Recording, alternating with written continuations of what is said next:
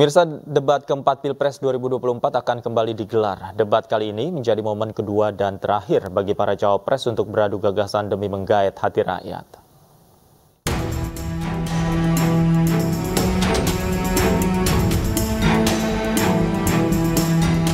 Komisi Pemilihan Umum RI akan menggelar debat keempat Pilpres 2024 di Jakarta Convention Center Senayan, Minggu besok. Kali ini, para calon wakil presiden yang akan beradu gagasan, mereka adalah Muhaimin Iskandar, Gibran Rakabuming Raka, dan Mahfud MD. Tema yang akan dibahas yaitu pembangunan berkelanjutan, lingkungan hidup, sumber daya alam, energi, pangan, agraria, masyarakat adat, dan desa. Debat besok akan menjadi momen kedua bagi para cawapres setelah pertemuan pertama kali pada Desember 2023 lalu. Segala persiapan sudah dilakukan oleh masing-masing calon wakil presiden. Para kandidat cawapres diharapkan bisa menjelaskan isu-isu strategis dan prioritas terkait lingkungan hidup, energi, dan sumber daya alam. Tema debat cawapres besok akan sangat krusial karena berdampak terhadap lintas generasi dan akan membantu para pemilih muda menentukan pemilihan. Tim Liputan iNews melaporkan.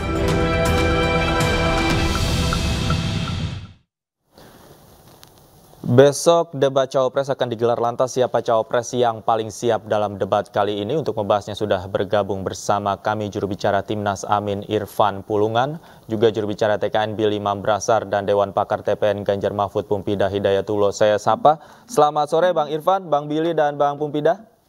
Selamat sore, Assalamualaikum warahmatullahi wabarakatuh. Waalaikumsalam. Sudah bisa saling mendengar audionya ya?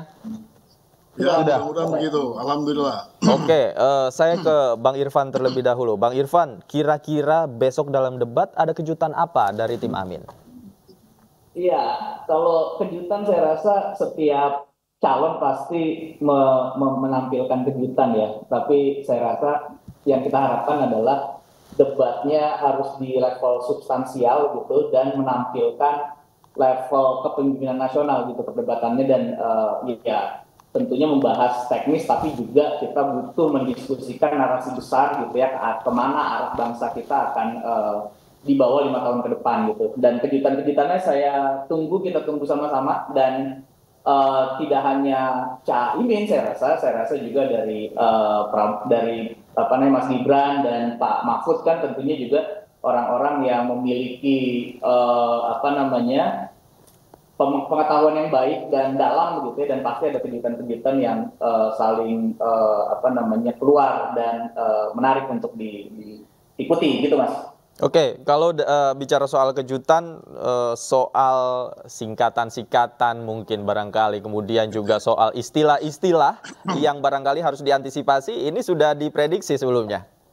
Iya, gini, kita kan kalau bicara singkatan dalam isu perubahan iklim misalnya banyak singkatan, ada IPCC, UNFCCC, CCS gitu ya, macam-macam lah, NDC gitu. Tapi saya rasa bukan di situ debat tingkat kepemimpinan nasional kan bukan di kita menebak singkatannya apa, tapi saya rasa harusnya di level substansial. Kalau bicara NDC, ini bicara NDC yang NDC atau Enhanced NDC, mau bicara yang mana, mau gimana kita mengeksekusinya, dan bagaimana kita bisa memperbaiki dan merubah apa yang terjadi 10 tahun belakangan, kira-kira begitu.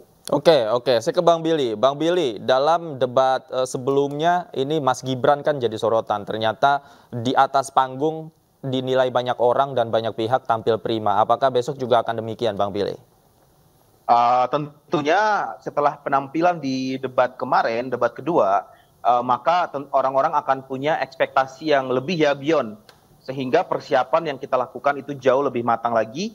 Dan persiapannya bukan hanya pada Mas Gibran dalam rangka menyampaikan substansi visi dan misinya juga, tetapi juga dalam hal beliau merespons nanti pertanyaan-pertanyaan yang kita prediksikan akan muncul dan dapat meresponsnya dengan baik. Juga tim juru bicara maupun tim TKN seluruhnya itu bekerja gotong royong Mas, dalam satu kesatuan, dalam satu tim. Jadi teamwork begitu luar biasa kita lakukan selama 2 minggu ke belakang ini untuk menyiapkan Mas Gibran untuk tampil prima kan. Jadi akan tampil menggebu-gebu ya, kira-kira seperti itu. Benar, dan banyak elemen of surprise lain yang nanti akan ditampilkan. Oke, elemen of surprise saya catat. Saya ke Bang Pumpida. Bang Pumpida, kalau dari TPN Ganjar Mahfud besok kira-kira apa yang akan di-highlight? Ya, Pak Mahfud yang jelas tidak akan memberikan kejutan apa-apa. Beliau akan tampil sebagaimana dirinya sendiri, sebagai seorang pendekar hukum gitu ya, peluru tak terkendali untuk melakukan penegakan hukum ke depan secara konsisten, kira-kira seperti itu. Dan beliau akan tampil apa adanya. Ketika beliau sering tampil misalnya di DPR, kemudian di press conference, di dalam konteks Satgas misalnya TPPU dan lain-lain begitu ya, akan tampil seperti itu aja. Dan beliau ini bukan seseorang yang tidak mempunyai latar belakang di dalam konteks sumber daya alam ini ya, karena ada dua cerita yang sangat menarik ketika beliau itu memimpin MK. Pada saat itu ada satu, pertama ketika yang namanya BP Migas yang kemudian dikuasai oleh nuansa asing berlebih, itu dikembalikan kepada negara dalam bentuk SKK Migas. Jadi kontrol kembali kepada negara. Tidak ada lobby-lobby dan kemudian pengaruh daripada asing berlebih.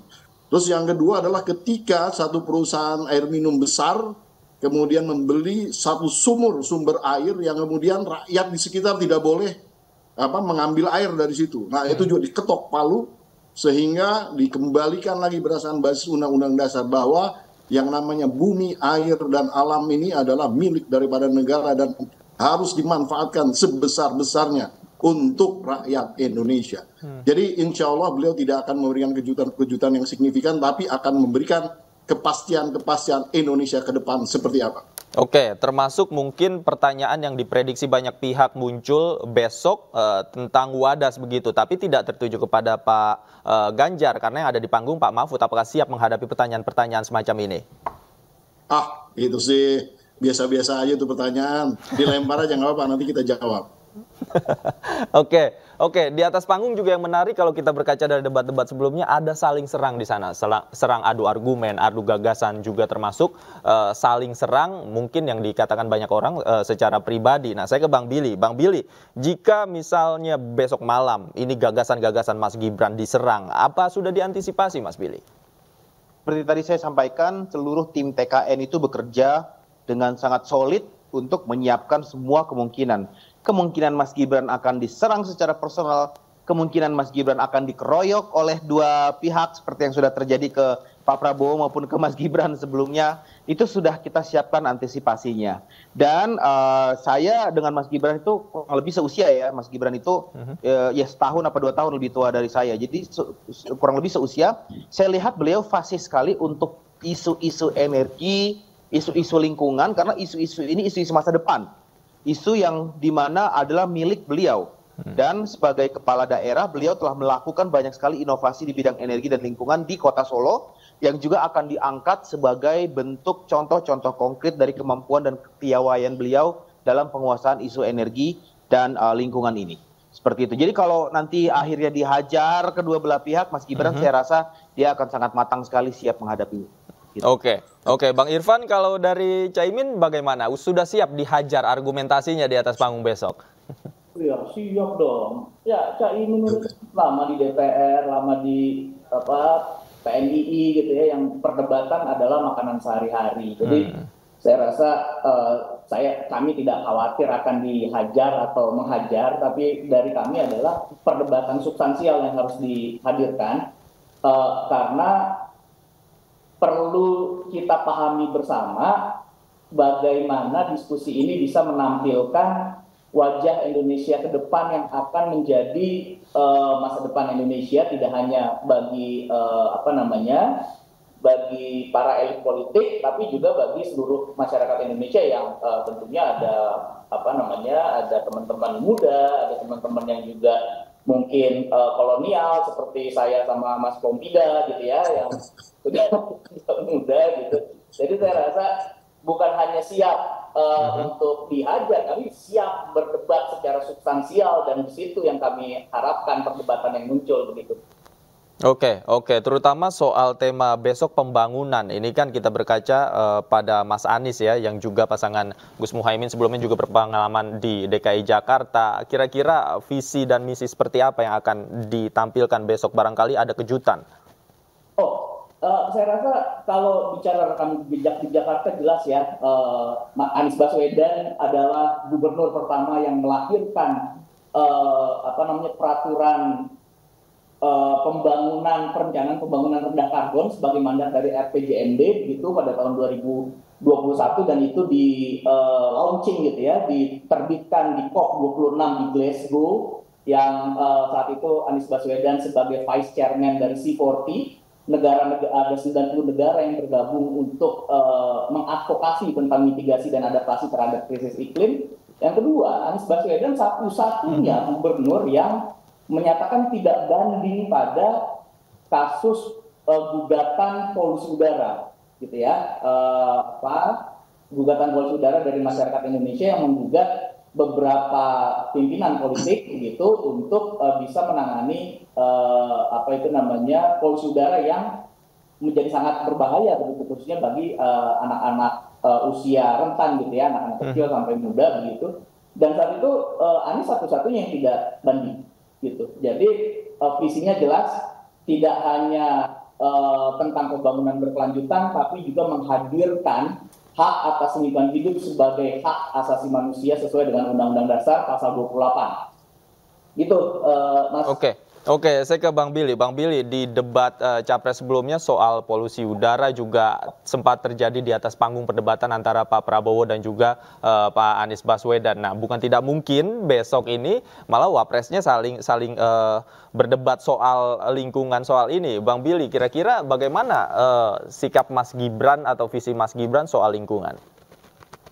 Terkait lingkungan, Mas Gibran itu patuh kepada rancangan target pengurangan emisi kita di antara 17-30%, dan itu komitmen kita dengan kita meratifikasi Paris Agreement. Kemudian sebenarnya ada banyak terminologi yang akan jadi element of surprises, tetapi saya coba spill satu ya, misalnya green jobs, pekerjaan-pekerjaan yang berhubungan dengan sektor ramah lingkungan, di mana dari target Mas Gibran itu akan ada target tertentu. Nanti dia akan lebih sampaikan lebih detail. Tapi penguasaan beliau terkait isu-isu lingkungan yang harus dijaga untuk masa depan generasi muda Indonesia, yaitu generasi beliau dan generasi Z yang akan mewarisi alam Indonesia, itu akan sangat konkret sekali dia sampaikan, akan sangat solid sekali strategi akan dia sampaikan, mulai daripada target emisi, kemudian target bauran energi, di mana target bauran energi juga rancangannya akan disampaikan berapa persen yang tersisa, hanya sedikit saja yang akan disisakan untuk energi berbasis fosil ya, yang merusak lingkungan. Selebihnya adalah merupakan bauran bioenergi, kemudian energi hijau yang lain yang secara melimpah dimiliki oleh Indonesia. Dan saya pikir satu hal yang menarik dalam visi Mas Gibran sebagai wakil presiden berkaitan dengan isu ini adalah kesejahteraan dan keadilan sosial. Jadi energi dan lingkungan yang menjamin kesejahteraan dan keadilan sosial untuk seluruh rakyat Indonesia dengan dasar pasal 33 tetap menjadi acuan visi misinya. Gitu. Terima kasih. Bang Pumpida, ini kan stigma pendekar hukum ini kan melekat sekali dengan Prof. Mahfud MD. Apakah juga Prof. Mahfud menguasai isu-isu tentang tema debat besok, termasuk diantaranya lingkungan? Ya, persoalan mendasar di dalam konteks lingkungan ini adalah justru malah dasarnya adalah penegakan hukum ya, karena banyaknya pelanggaran-pelanggaran dalam konteks penggunaan ataupun eksploitasi yang namanya sumber daya alam itu, ya itu harus ditertibkan kembali. Salah satunya ya ketika misalnya tambang-tambang tidak melakukan kemudian reklamasi kembali gitu ya, dan itu harus benar-benar bisa ditertibkan.